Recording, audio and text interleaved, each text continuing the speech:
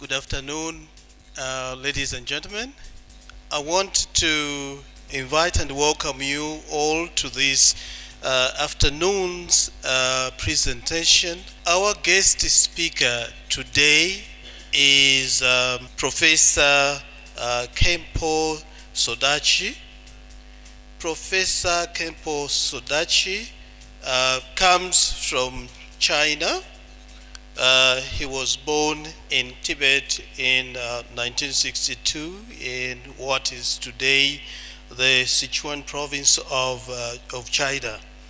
And Professor Sodargye, after spending his early years herding yaks, he is now the preeminent scholar of Larong Ga Buddhist Institute in Satha. He regularly speaks at universities across the globe.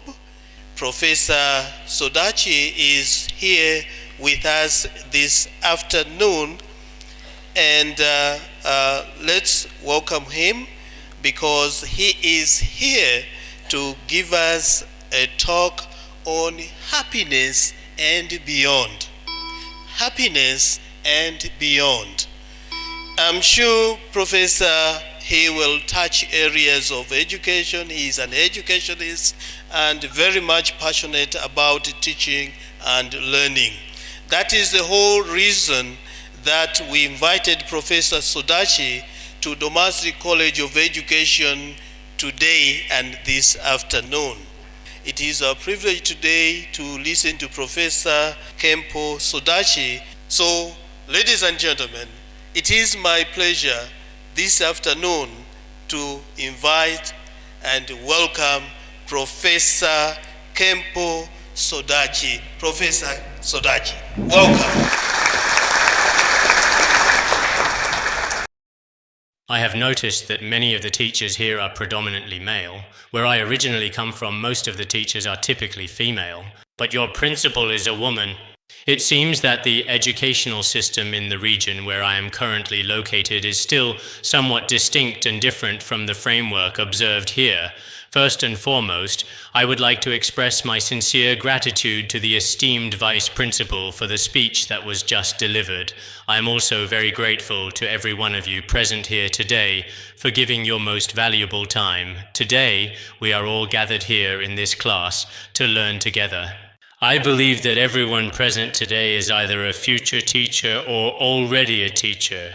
As a teacher, no matter in which aspect, you should be outstanding. What I share today may not be perfect, but I really appreciate your positive attitude toward learning here. I think it is truly excellent and inspiring. This is my very first time coming to Malawi.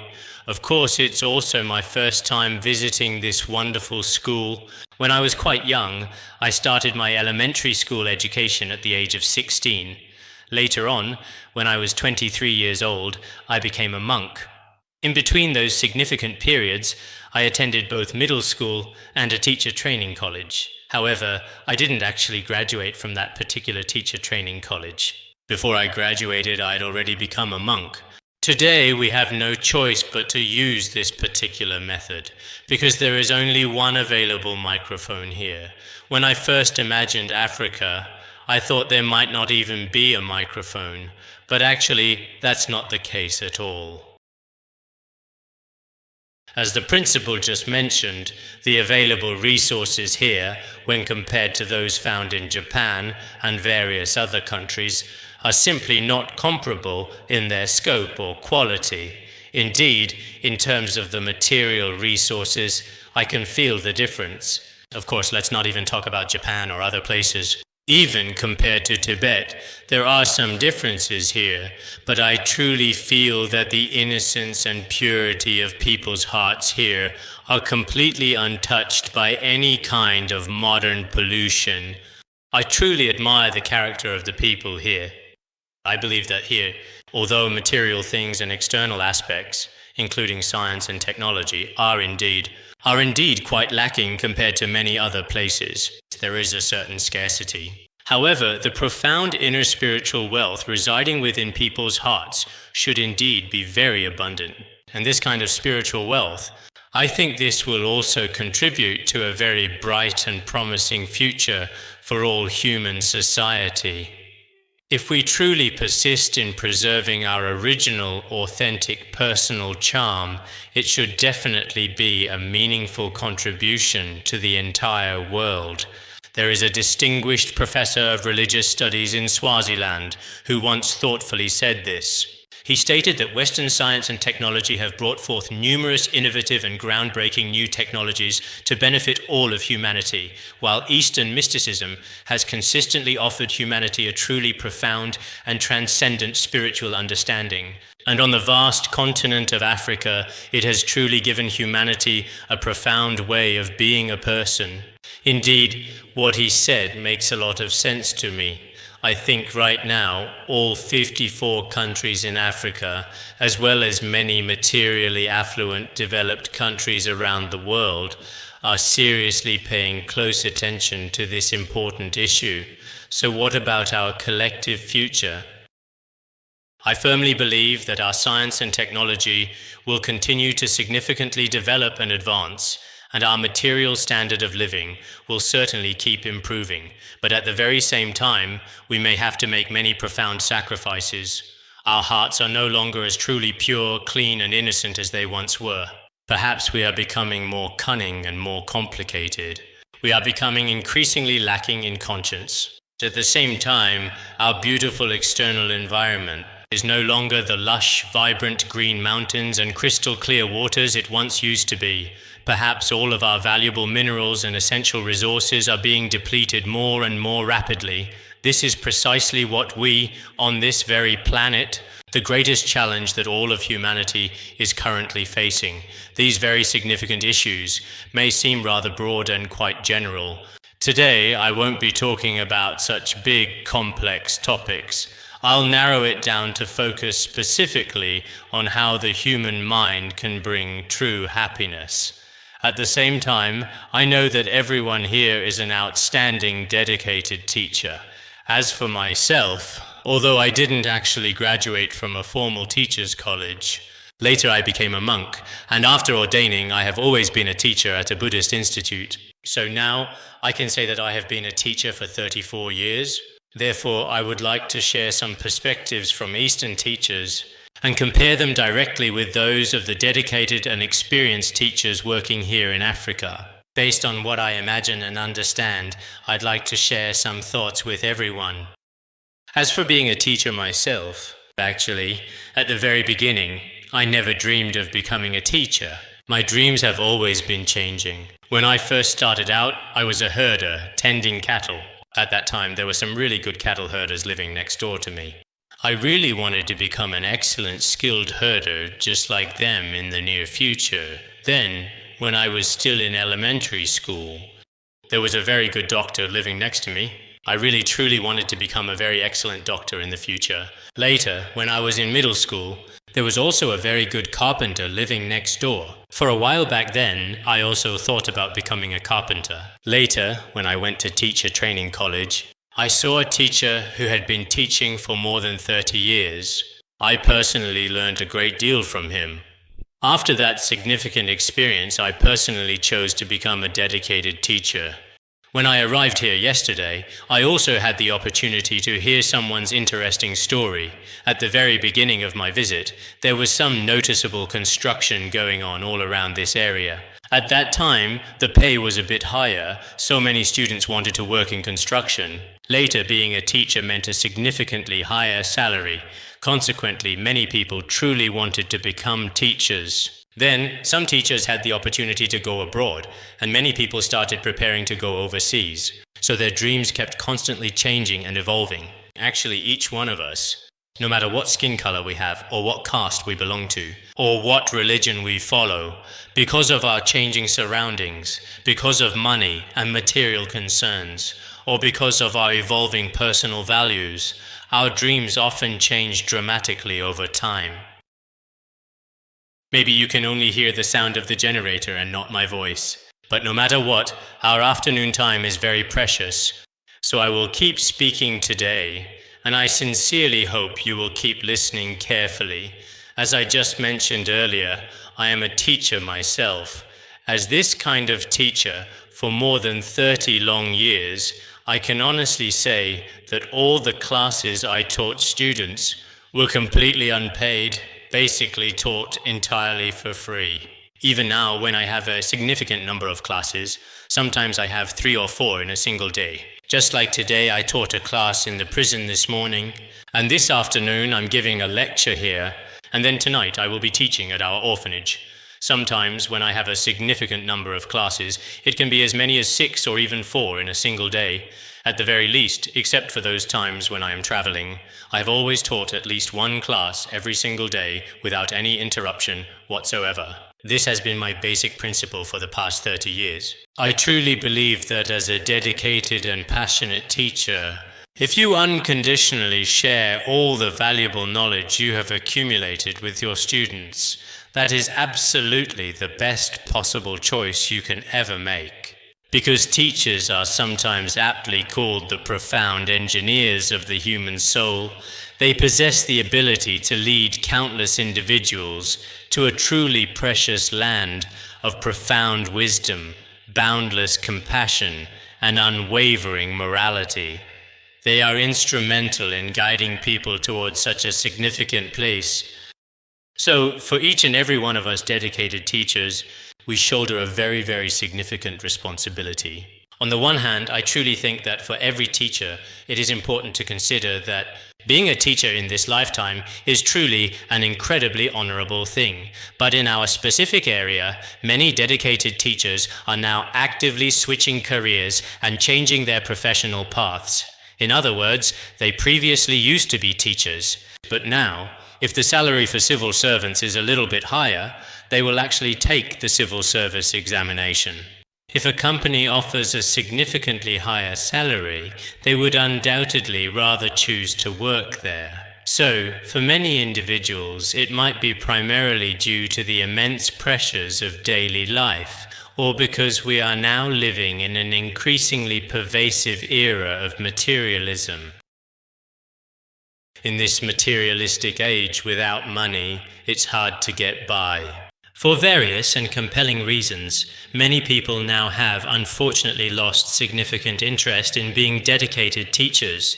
Whenever there is an opportune moment to change careers, they would rather regrettably give up their most beloved and cherished students and the most wonderful and exceptional schools. In a very short period of time, they often choose positions with significantly more money and higher status, and go to work in environments with all kinds of benefits.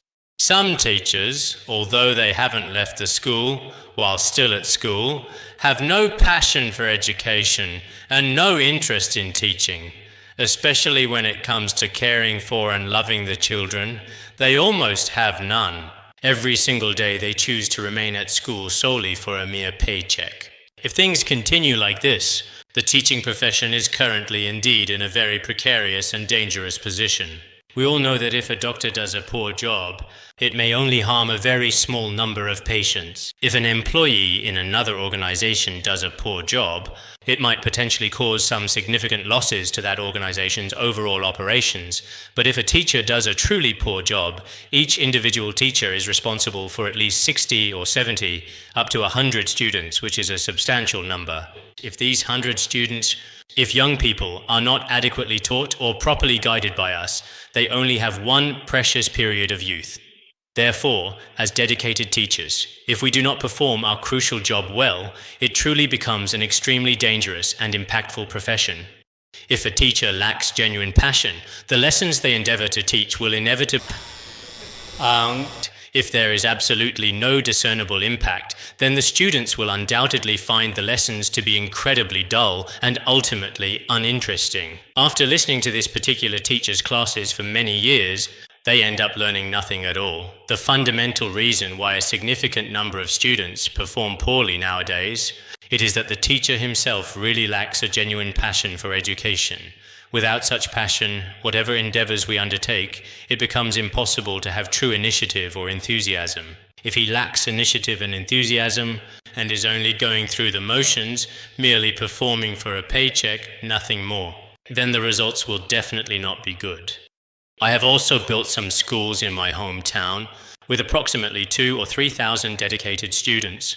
Some of the exceptional teachers among them are truly outstanding and highly skilled, giving up everything for themselves and always dedicating themselves to their students.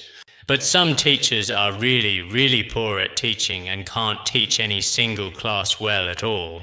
I often talk to them personally and tell them, if you're not interested in teaching, it's best not to be a teacher.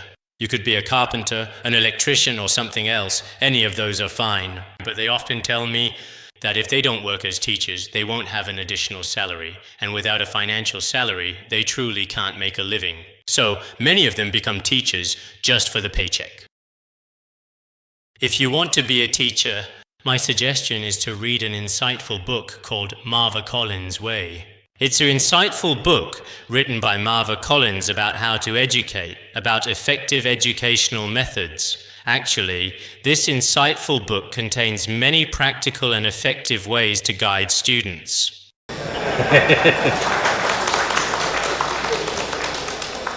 Okay, that's a little bit better now, because some people have just finished their lunch and are feeling a bit sleepy and tired. There's the sound of the generator and also the sound of us clapping our hands to wake them up from their dreams. The book by Marva Collins, which I just brought to your attention, should prove to be incredibly inspiring. Indeed, she was a renowned and highly influential educator. She was born in the year 1936, approximately around that particular time period. It seems she unfortunately passed away in 2015. Actually, two former distinguished US presidents, George H.W. Bush and Ronald Reagan, personally invited her to serve as the United States Secretary of Education, but she politely declined. She said herself, "I am especially passionate about teaching." As for her only method of teaching, she had great faith that every student truly had the potential to fully develop. Unlike some of our teachers, who like students with good grades and dislike those with poor grades, Collins' only true secret was her very willingness to indeed accept every single student. That's why she didn't want to be an official or make money. She just wanted to wholeheartedly, truly be a teacher. So my suggestion is that every single one of you dedicated teachers should carefully read about Marva Collins' profound educational philosophy and her innovative ideas in the future, as her insights are truly invaluable. In my hometown, there is a teacher. She isn't exactly that great or extraordinary. She is a dedicated middle school teacher. I really wanted to invite her to my school to be the actual principal, as I believed she would be an excellent fit. But she didn't want to take on that role. She used to be a vice principal. Then, at our education department, she continued her work. After about 2 or 3 hours of requesting, she humbly asked if her esteemed position could be changed so that she could simply be an ordinary teacher. So, later on, she no longer held any official position. She just became a very ordinary teacher, diligently guiding her students. But what truly defines her enduring spirit? Every Saturday and every Sunday, she regularly tutors her students. She has been doing this for about 20 years and has never stopped. I believe that wherever we are, there are always outstanding and dedicated teachers everywhere. These are something about teachers that I wanted to share with you. But next, I want to talk about how our hearts can genuinely find happiness. Actually, for me personally, being a teacher is the happiest and most fulfilling thing.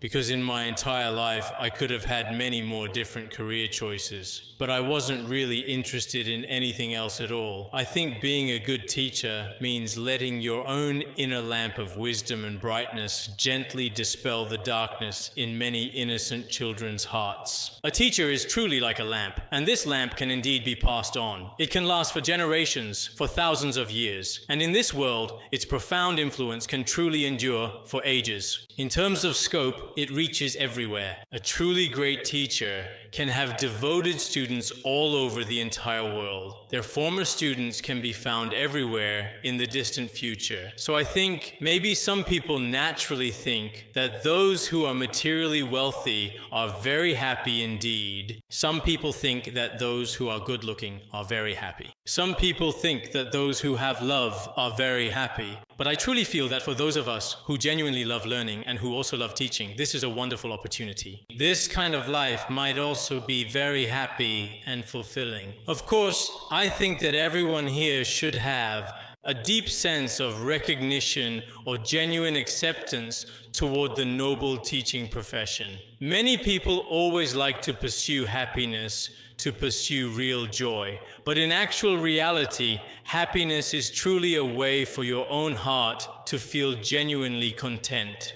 When someone has 100,000 yuan, you might think that having 200,000 would make you very happy. Or when you have an ordinary car, you might think that having a much fancier car would truly make you happy. Or when someone genuinely lacks a romantic partner, they often think that having a sweet and enduring romance would be the absolute happiest thing imaginable. But when you actually have that significant source of happiness, if we observe closely again, most people may still feel somewhat unsatisfied and want even more.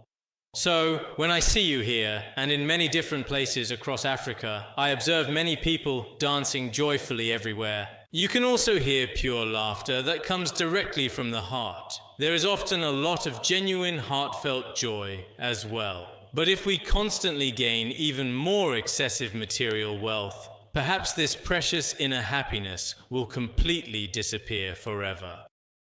Many of you here are indeed teachers, so I'd like to ask this question. Any one of you can truly say whatever you want. What do you genuinely think is the absolute happiest and most fulfilling thing in life? Could perhaps one or two teachers answer this for me? Money. Well, that's certainly an interesting thought. Okay, is there any other answer that comes to mind? Peace of mind. Okay, just now two very different teachers responded quite thoughtfully here. One said money and the other said true inner peace. I personally agree much more with the second teacher's wise answer, because genuine true inner peace is something that everyone possesses and can certainly attain. No matter if you are located in Africa, in America, or in Asia, no matter where you go, everyone can find their own peace. But are wealthy people truly, genuinely happy? I've personally met many individuals who possess immense wealth, but I have hardly, if ever, seen any among them who are deeply happy. At first, our basic needs in life do indeed require money and material things. But as time goes on and money increases, their stress grows and their suffering increases. So, if we believe that money is the source of all happiness, that might be a mistaken idea.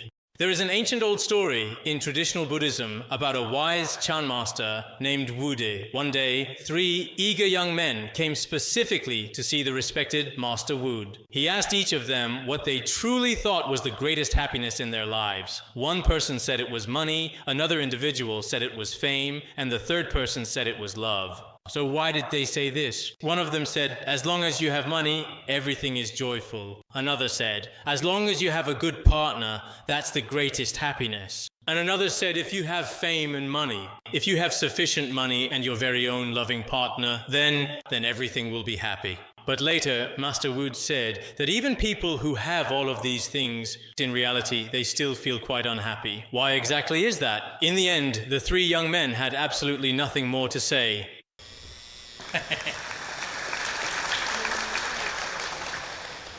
But of course, we also naturally hope to have much more abundant material wealth in our daily lives. Because with adequate material wealth, whether it's our high-quality education, our comprehensive public sanitation, or effective environmental protection. Moreover, the truly significant improvement of all fundamentally important aspects of advanced human concepts is greatly helped by this indeed. Therefore, I sincerely hope that all the esteemed teachers present here today must have very firm and unwavering confidence. You must also have a strong and burning passion for your work, because I clearly see that your beautiful country, at the present moment in time, compared to many other places, this area is indeed relatively underdeveloped economically. So if the economy is relatively underdeveloped, then the very root and future of all our development, the fundamental root and the most important factor, actually commences with education. Everyone present here has so many students in their own respective schools. We should have a very clear and thoughtful approach toward each and every student and instill in them the right and foundational concepts. We truly need to inspire the full potential in every single individual. Although teachers work incredibly hard and their salaries are often quite low, and on top of that, you consistently dedicate yourselves day and night to these students, putting in a lot of manpower, financial resources, and so on for these students. But as I have just said, being a dedicated and passionate teacher is truly the very best choice for a thriving country, for a prosperous nation, and for the entire future of all humanity. Being a teacher is truly the most profoundly meaningful and incredibly rewarding profession. In a certain sense, I genuinely think that the current significant lack of essential resources, the less than ideal state of health, and so on, these various difficulties and considerable obstacles that arise in life can be quite challenging, may actually be profoundly and fundamentally necessary for one's entire life and well-being. There was a prominent official from a US federal court who, at his 16-year-old son's significant and memorable graduation ceremony, attended the event primarily as a proud and supportive parent. He did not say to the students, "I wish you great success in your careers and wealth after graduation," and so on. He didn't make such a typical wish. So what exactly did he truly wish for? He wished that after you graduate in your future days, you would inevitably encounter many more misfortunes, all kinds of significant obstacles, and truly painful experiences. He blessed you to encounter all sorts of unfortunate and challenging things. I don't know if you can accept this kind of perspective. Perhaps most people might think that so-called happiness or so-called education means having more available resources, substantially more financial capital, and a greater degree of material abundance. With these things, perhaps life will truly be better and you'll be more successful. But in reality, I don't necessarily think that's the case. When we are at our poorest in life, perhaps that's when we learn the most effectively. Speaking for myself, whether it was back when I was in school, or even now, or later in the early days when I first entered the Buddhist Institute, the learning conditions at that time were especially poor. There was no electricity, no roads. Even when I read my books, it was always under the soft glow of the moonlight. There was only the gentle light of the moon available. I simply couldn't afford to light a lamp at night. However, despite studying under such incredibly challenging and extremely poor circumstances, our dedicated group of students actually managed to achieve remarkably good results. If, like now, there were all kinds of TVs, computers, and mobile phones, and all sorts of social media in the environment, I think learning would definitely be very poor. Nowadays, many children from wealthy families in various countries have very poor academic performance overall. I am a wandering monk who travels to many different countries worldwide, and I am often quite alone like this. Whether I am currently in Australia, the United States, or the United Kingdom. I've frequently observed at numerous universities students who seemingly possess exceptionally privileged conditions, often driving expensive, high-performance luxury cars and consistently wearing fashionable, high-end designer clothes. Yet they typically choose to spend their valuable time idly in bustling bars or dimly lit internet cafes. And many college students live their lives like this. But these particular students' overall behavior is not very proper at all, and their academic performance is not particularly outstanding either. Of course, I'm not saying this is true for everyone, but there are many like this. On the other hand, in relatively less affluent places, or among students who come from families with limited financial resources, they often demonstrate an exceptional drive in their academic pursuits, frequently achieving remarkable results despite challenging circumstances. That's precisely why we sometimes observe throughout human history that many truly great figures only grew and developed through significant hardship and profound adversity. Similarly, many remarkable achievements in advanced technology also came about through extended periods of rigorous asceticism and considerable difficulty. and it was only after going through such times that they were attained. Therefore, sometimes everyone generally tends to agree that when all our attention is completely focused on money, behind it, if we are truly willing to work very hard, we can discover cultures or wisdom that are even more profoundly valuable. So today, I am very deeply honored to be able to have this truly insightful conversation with so many esteemed teachers. As for my own personal aspirations and life goals, I really want to be exactly like my teacher. My teacher is called Khenpo Jigme Phuntsok Rinpoche. He was a truly great and inspiring teacher. During his impressive 72 years of his life, he started teaching when he was approximately 15 or 16 years of age. He continued teaching his students until he peacefully passed away at the age of 72. It has now been a full 15 years since he left us. But in the last decade or so of his life, his eyes could not make out written words. Yet he continued to teach others using a tape recorder. His dedicated teaching never truly stopped. He diligently taught for more than 50 years, consistently imparting knowledge. He spent over 50 years of his life teaching. Whether I can achieve the same level is really hard to say, but deep in my heart, I often wonder if I can teach for over 40 years. So for each of us dedicated teachers, our goal is not anything else at all. It should be to ensure that our students truly learn well. Every single student has this kind of incredible potential within them. But as teachers, we haven't made good use of it properly. In the past, some students may not have been very successful in their academic pursuits at school for various reasons, but in the future, they might become very successful. Just like the visionary Steve Jobs, President Roosevelt of the United States, and many other notable figures, they too were once students in school. At first, they were indeed failing and seemed quite untalented and unpromising, but later on, gradually and steadily, their potential was fully realized. So, my own main personal characteristic is that I always have genuine hope for every single student. I possess strong confidence in every student, and I am very deeply interested in the entire field of education. Because I am interested in education, perhaps my words truly have a very certain infectious and effective quality when I teach. Precisely because of this positive approach, some students are genuinely able to understand what I teach clearly. Nowadays, many of our fellow teachers lack real passion and this kind of truly infectious energy completely. They lack genuine, proactive participation and heartfelt enthusiasm. Finally, to sum up what I've said today, before I close my eyes for the very last time, I have always deeply wanted to leave this world as a dedicated teacher. From the very day I first started teaching until now, I have grown older and older, but my confidence and interest in education have only grown much stronger. I sincerely hope that many of our dedicated teachers will also have profound confidence in the power of education and wholeheartedly dedicate themselves to being lifelong educators. This is truly my only heartfelt wish. Today, with such a wonderfully splendid opportunity, I'm especially grateful to our school leaders and all the teachers present here. Thank you again.